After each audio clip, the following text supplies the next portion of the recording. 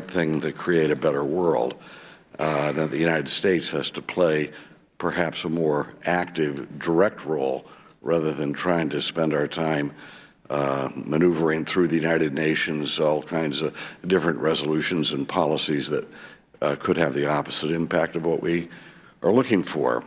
With that said, I'd like to ask you a little bit about Ukraine. You were mentioning the people who were shelled, a family that you know, you described being shelled by the Soviet, or excuse me, Russian allies there in Ukraine.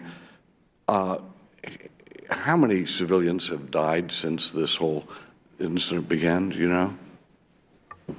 6,300 is the official number, but we think there's underreporting because the separatists don't allow access. Well, of that 6,300, how many were separatists in separatist towns and villages? That I don't know offhand. You know, I have to tell you, when I ask that question, almost nobody knows. But it was my understanding, I went over to Europe and met with some people involved with intelligence agencies in various countries, and they were telling me that actually in the Ukrainian military, which was 1/3 made up of people who were not in their military but were instead on the payroll of some oligarch, they had heavy artillery and were indiscriminately shelling these separatist villages. Do you know anything about that?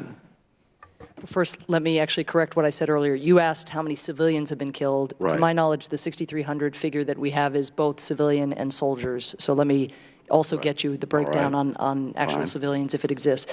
One of the issues that I raised in Ukraine in my visit was how critical it is for the Ukrainians to abide by international humanitarian law. It's absolutely critical, and it's critical for hearts and minds as well as for law. Is it possible that the majority of the civilian casualties that you're talking about were actually civilian casualties that were the victims of the Ukrainian army and the oligarch that financed 1/3 of their army at one point? Is that possible? If I could say two things. First, I think it's highly unlikely on the basis of the reports that we've received from the United Nations and from the OSCE.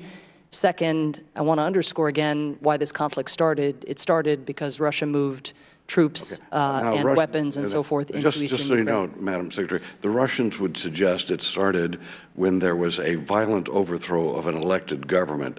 Right. I don't make it a point of listening to President Putin's claims as a general rule. I don't find them credible. Well, I think that if you are our representatives, you should pay attention to everybody's claims, and you should refute them if they can be refuted rather than dismissing them.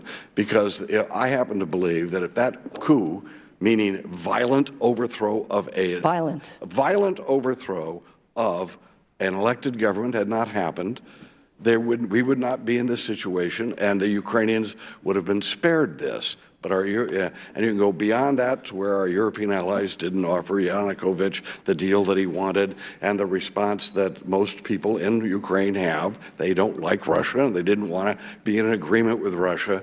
There are a lot of things that led up to this. It didn't start with Russia going into the separatist areas. That's not where it started. At least that's what they claim. Thank you, Mr. Rohrabacher. Thank you very much. Thank you. And now